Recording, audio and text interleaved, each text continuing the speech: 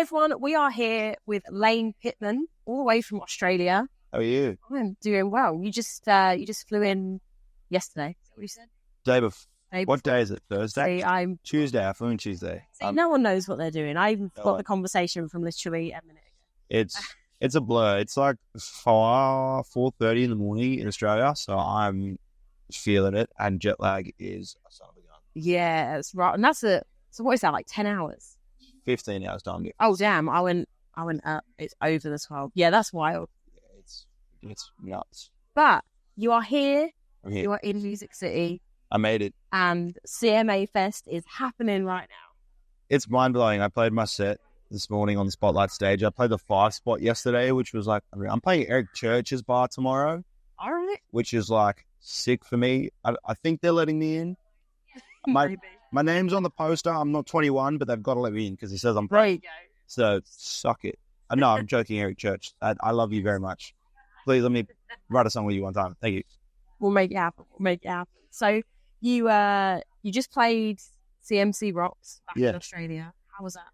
Yeah, that was a wild time back in March. Like I just released my debut EP a week before that, and we were in like a morning slot. So it's like with those slots, you never really know how it's going to go. We were like, for the campers, we were technically the 4th day of the festival, but for normal punters, we were day 2. Okay. So like you're like at 11 o'clock, 4 days in, the campers are not going to be out of bed at 11 in the morning. Right, everyone's like, we're just going to sleep in. Like, they're going to be atrociously hungover and no one's going to want to move. But we had like a pretty packed crowd, and there was some campers who were like, they looked very groggy, but they came and we partied at 11 in the morning and they were drinking already. And I was like, you are animals. Festival. There was a time. There was a time back in the day when I would do that for festivals. But I can't do it anymore. When I said back in the day, like it was so long ago, it wasn't that long. I couldn't imagine doing that. Like I just turned 18, which is a legal drinking age in Australia. Same for the UK. It's kind of wild. It's still wild to me over here that it's 21. It's 21. I went to walk into a bar when I got to LAX, and I was like, wait, I can't do that. I'm gonna get thrown out of the country very quickly if I make that weird, decision. right? You're like, you get so used to it, and now it's like, no. Well, it's like I only turned 18 3 weeks ago, so it's like I had a little bit of time to. We were on tour, so I didn't really have too much time to go out and have like a good night at the pub. But I was still like at the point of like, oh yeah, I can go and have a drink at a bar if I want to. No, you cannot. Well, happy birthday for 3 weeks ago. Thank you. So you played your set this morning. Yeah. I mean, you're pretty much halfway around the world ish. You know, close enough. Close enough. Yeah. I mean, that must be pretty cool to be able to bring your music. You know, you've worked so hard to build up that status in Australia. Yeah. To leave the comfort of your home country and be able to bring it here to a ton of foreigners, you know, in a completely unfamiliar space. I mean, that must be really cool. It was sick. And I mean, I think the one cool thing about this festival is that people are here for the music. Like they're like, yeah, okay, we want to see our favorite artist, but we're just here to soak up music and see new people. Like there was a few Australians in the crowd from my set this morning, so that got the hometown in, but there was a lot of Americans too, and they were applauding, they were loving the songs. And I think at the end of the day, country music's one of those genres that like transcends wherever you're from in the world. If you've got a good story, if you've got a good song, people are going to relate to it. Yeah, for sure. And I mean, you're right. You know, this festival, there's no camping. I mean, it's got a different feel to a lot of festivals. You know, I mean, next week, Tennessee is going to see Bonnaroo, which is down in Manchester, Tennessee. And that is very much more of like that thumping festival type thing. But, you know, for CMA, I mean, people are flying in from all over the world. You know, you're staying in hotels, which are nice because they're air conditioned and they have comfy beds. And Lord knows we need air conditioning right now. So it's gonna be hot over this weekend. Not as hot as previous years, but it's always a little bit rough when you're spending all the time outside. Well, I'm just happy. It's like winter in Australia at the moment. So we just started winter, and I've come over here and it's nice, but I'm gonna love it for 2 weeks and then go back. Because I packed for the US, I have I have a jacket. And I think that's it. I don't have any long shirts, no trackies, and I'm going to go back and be freezing. But that sounds like the week after probably. Right. Sounds you say freezing. Like, what's winter in Australia? Oh, it's like I think the max in Tamworth, you're getting like max during winter, like 15 degrees on a good day. That's the max temp. I mean, I'd say that's You're sitting at like 7 most days. 15 degrees for those of you listening in the States. So 15 degrees Celsius is going to be about 60-ish. It's about 60. I don't know how to do the conversion, so I'm going to believe it. Yeah, I've had to figure it out pretty quick. Like I look at the temperature over here, and then I'll speak to my parents. They'll be like, "How hot is it?" And I'm like, "It's 70." Wait a minute. I've like figured that one out. I'm happy. I figured out a mile's like roughly 2 kilometers, so that I'll run with it. Yeah, kilometers in Australia. Oh, see, I don't know kilometers. You don't know kilometers? No. Oh, you do miles over there we too. Do miles in the UK. You do like. You just pick UK, and choose. Pick and choose. When we joined the EU, yeah. Prior to that, I think we did our temperature in Fahrenheit. Yeah. And then miles and all that. But then when we joined the EU, we had to change. And so, like, we fill up our cars in litres, but we measure miles per gallon. I know. England, respectfully, sort it out. Yeah, honestly. I don't care. I don't live there anymore. That's like, so... You could do what you want. Do what you please, but that's confusing. If I ever go there, that's going to hurt my brain. I'm just a silly little kid who plays guitar. It's rough. It's rough. You should go to the UK. I want to. Is it on the list? It's on the list, just like even personally. I think Europe in general, my mum's side of the family is Greek, so I want to go to Greece, and she's got family over there. They own a resort, which is nice, so free accommodation in Greece. Nice. You love that. So Greece is awesome. Greece is awesome. Yeah. So have you got any other performances over the weekend? Yeah, doing Chiefs Bar tomorrow, which will be fun. And then Saturday, we're doing a big Australian showcase back at the 5 spot again. It's like open to the public. There's kind of want to see what Australian country music's about. That's the thing. It's like a 7-hour event. We've brought like in all the big guns for the show. So it's going to be a really good one. And I think when people think Australian music, I think it is fair to say that there's English ballads. Well, I mean, there's one name in country music that comes to most people's minds. Keith Urban. He's a dude. I love it. He's a great guy. I mean, has he been a big inspiration on your music? Feels like a silly question. But... He has. I mean, I was on The Voice Australia a couple of years back, and he was my mentor. He was like my coach. He turned around for me. That was like a real weird moment. Like I ended up getting 4 chair turns like in my audition. Wow. I don't remember the 4th one turning because I was like staring at Keith Urban all the time. I was like, he's like looking at me, and then he said my name, and I was like, you can fight for me all you want, but Keith Urban's my coach. Like, don't even. I always think that, like, when you're watching the show and you see people go and sing, and you're like, if you already know, even as the audience, like, if this person turns, no one else stands a chance. Exactly. You know, and I hate to say this, Dan and Shay on the American Voice. Oh, Reba had it. If you are a country singer and Reba turns her chair for you, you are not like, you're going with Reba. Yeah, I mean, the only way I could see you going with Dan and Shay is if you're a country duo, because then it kind of makes sense to go with Dan and Shay, because they know how to work the duo, work the tight harms. And that does make sense. But if you're like a solo person and Reba turns around, you're like, Reeves. It's Reeves. Let's do it. Let me work with Reba McEntire immediately. Right. So now you're in Nashville, and you're going to have a chance to catch up with Keith while you're here. Look, I don't have his phone number. I do, though. This is a flex. I have Luke Combs' phone number. I toured with him at the back end of last year in Australia. So I was texting him like half an hour ago. I sent him a text when I landed and was like, hey, if you're around, I know you're on tour. And he just got back to me. He's like, I'm in Salt Lake, but how long are you in town for? We'll catch up. I was like, I nerded out. I screenshot of the text and sent it to her. I screenshot it and sent it to my mum. I was like, Mum, he texted me. I had his number for like 6 months, and I've been too wuss to send him a text. I'm like, I'm going to hold it for when it's important. Luke is a good guy, you know. So genuine. And he came up through the ranks of, you know, I think a lot of people in country music, they really came and they worked their way up. So yes, he is doing incredible now. I mean, he is, you know, what you see is what you get with him, for sure. I had like an hour-and-a-half conversation with him after one of the shows, and it wasn't until after I left I was like, what's my life? I just spoke to one of the, if not the biggest, like, superstar in country music, like he's a normal dude. And then he landed in Nashville. I'm like, let's hang out. Yeah, like, let's hang, man. What have you been up to? Not like I don't know and follow you all the time. And I'm like, oh, he just played here this weekend. I don't know that. I'm not that kind of fanboy. So tell us a little bit, real quick, like music that you've got out now, where people can find it. Yeah, we just brought out in March. We brought out debut EP, which is really cool. We managed to get that to #1 on the ARIA charts, on the Australian country ARIA charts in Australia, which was a little cool for a little kid from nowhere, and planning to release some new music at the back end of this year. It's on all they call them the DSPs. That's the lingo. Yeah.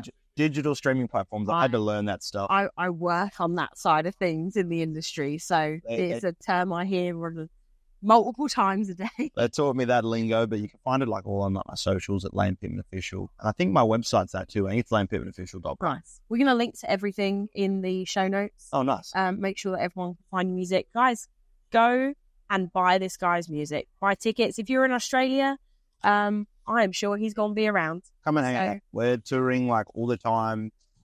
If you're listening from Tasmania, we're coming soon. I hear your complaints and your concerns. Tasmania, we're coming finally. I love it. He's on his way. Enjoy the rest of CMA Fest. Thank you so much. Thank you so much for having me. It's been fun. No worries.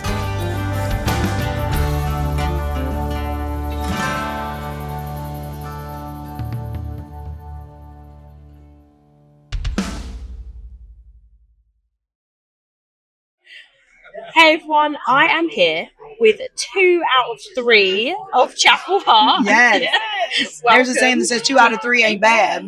Right. It ain't the best, but it ain't bad. Hey, we'll take it. We'll take it. Oh, man. So we have just kicked off CMA Fest week. Yes. Is it Monday? Yeah, are we there? I don't yet? even know what day it is. I've been struggling to remember what time zone it's in, but I always can tell because I start the day with a full smile, and by the end of CMA Fest, it's just like one side, it's just like barely. Like, I can do this. I can do Elvis. Yes. So so both corners are up right now. So there we go. So we're doing good. We're doing okay. good. We're doing We're good. also in a lovely air-conditioned room. Oh yeah. You know, and I can take that. I can only imagine.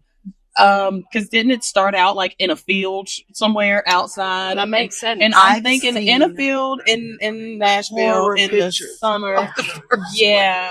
Okay, now I'm gonna have to go look. You have to go look them up. Yes, thank Like the Lord for the upgrade. FanFair in like 1992, 93. They were like in horse trailers with no air conditioner, and people were like sweating. It was like praise the Lord for evolution. Okay, Evolution and AC. You know what's funny? I was just talking to someone about like CMA. Like it's a whole different like brand of festival, right? There's no camping. Like people are up in hotels. Yes. Now.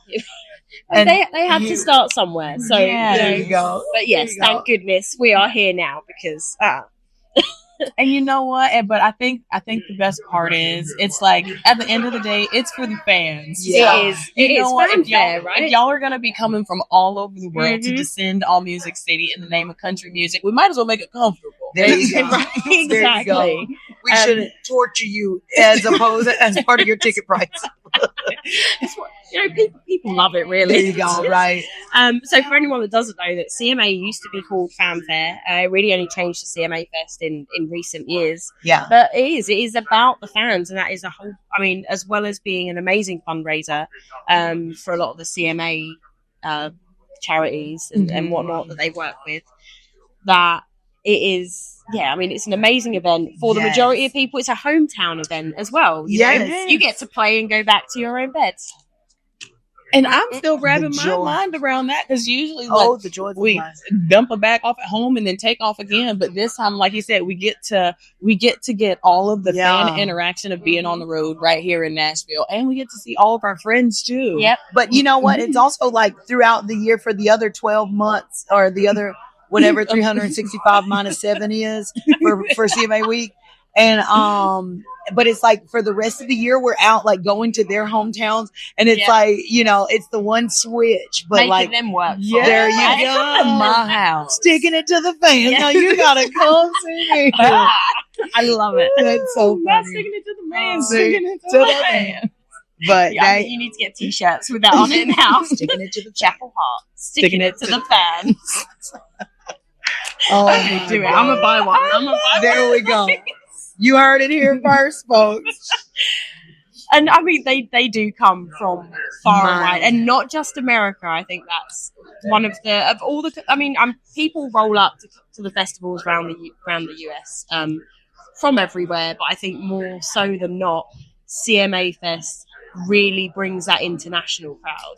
I don't know. To me, I feel like this year has been an influx of international country music fans, and it has exploded. We met so many UK fans who were like, "We saw you at C2C. We saw you at what was the other? The Long Road. Or saw you in Glasgow. And it's like, so we came to across the pond. Well, I don't want to go across the hall to see her sometimes. And we got people coming from across the pond. We're still so shocked that people love us that much, but it does. Insane. But I always say that the country music fan base is one that is unmatched. Yeah, you can't loyal to a T. Like it's very crazy. And actually, the UCAN. You can. That's where we're at. We're only halfway through Thursday, folks. Only one is getting halfway up. That's where we're at. The UK fan base, I think, as well. Country music is one of the biggest growing genres outside of the US now. Which, I say, you will have noticed the fact that you've been able to go overseas and play that music and play sold out shows. Right.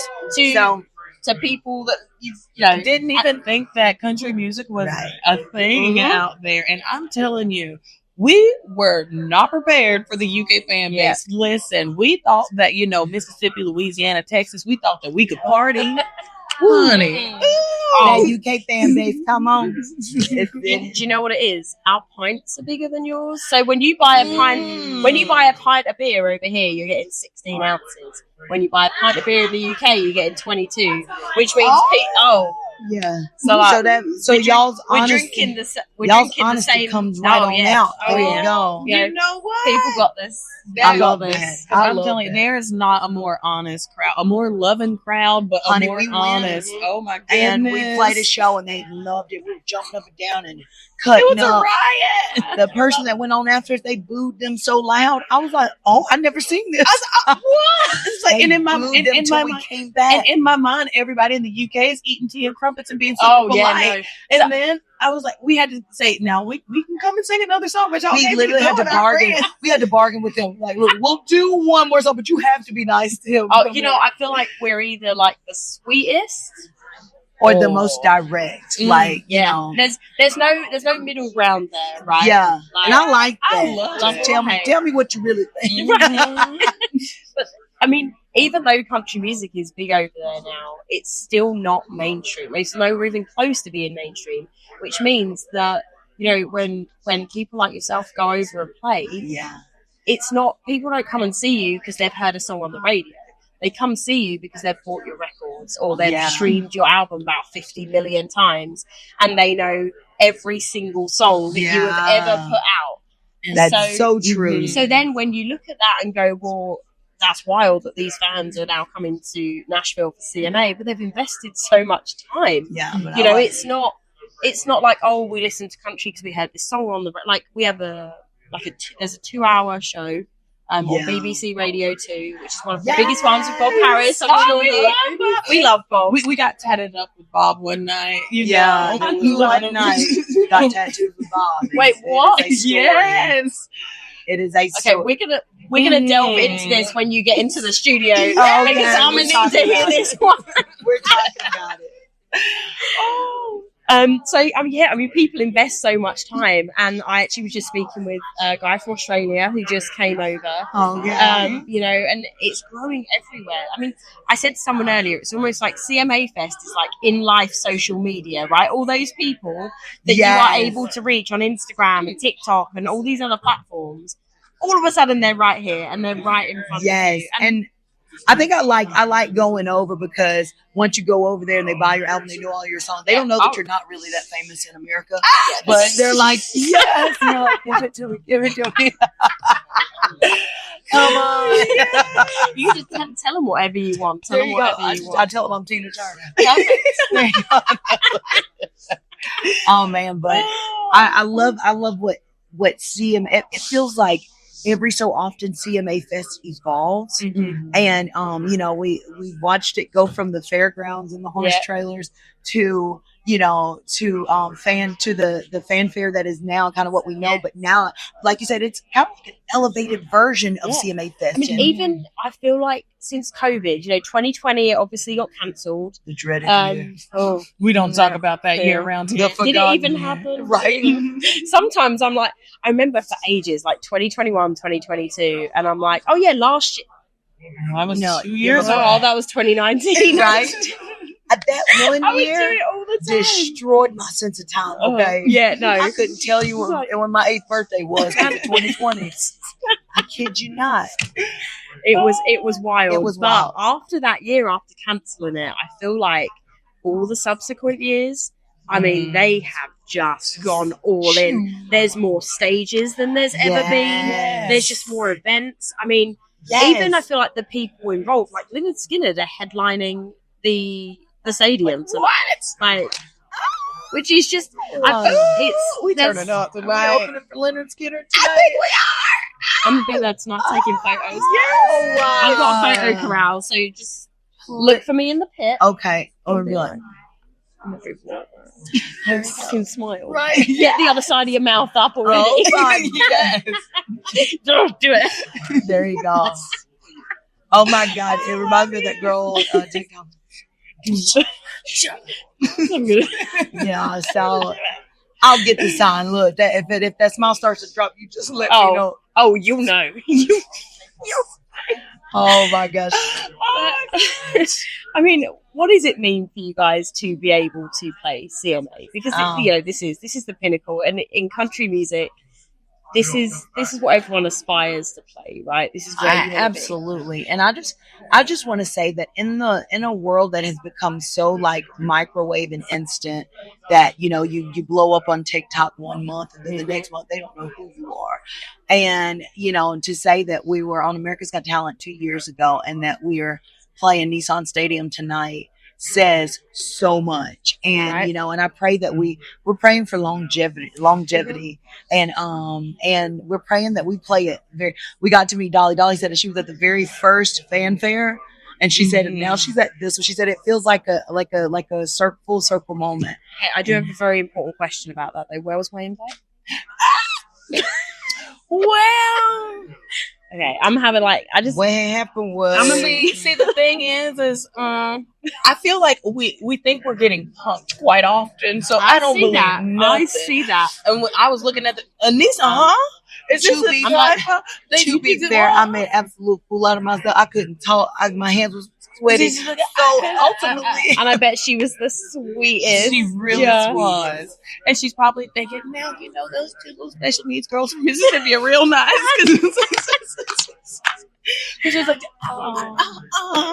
I had someone on the podcast a while ago, a friend of mine. She still kind of works for CMT, but she hosted for a long while. She said that she got her first interview with Dolly, and she's just like, what? Like, she's like, I don't even, she never went into to do interviewing. So also, she's like, I am totally out of my depth. Like, this is Dolly Parton. Yeah. And she said she was sitting in her dressing room, getting ready, and she's like, I think I just need to go and say hello before I see her on, for the interview. I need to get this out. She's like, I'm probably going to cry. And she said she went in and Dolly was just like, you look precious. Like, this is great. Like, what are you going to wear? If anyone wants to listen to that episode, go check it out. Katie Cook. I don't know what number it is, but it's there.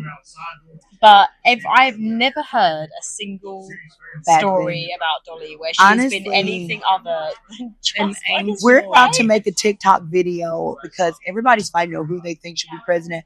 I want everybody in America to go right in on the write-in section on the voting and say, by golly, vote for Dolly.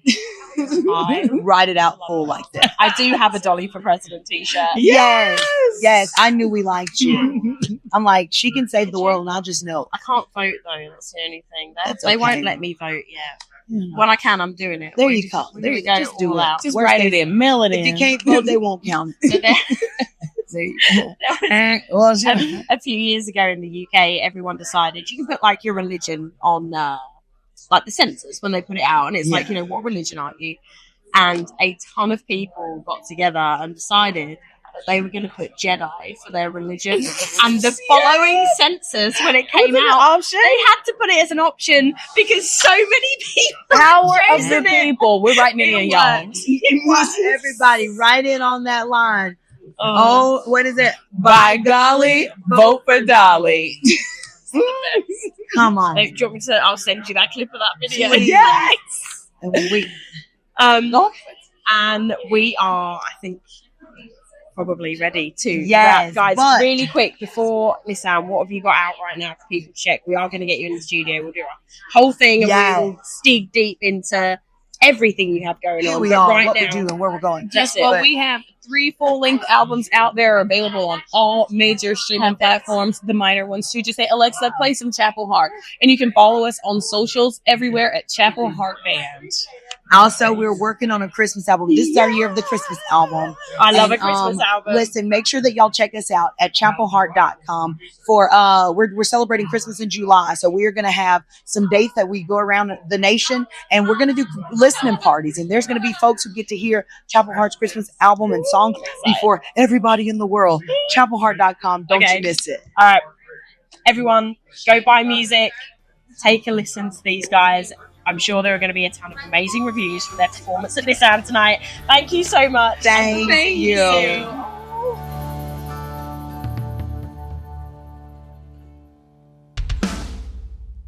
Original theme music by Gary Wood.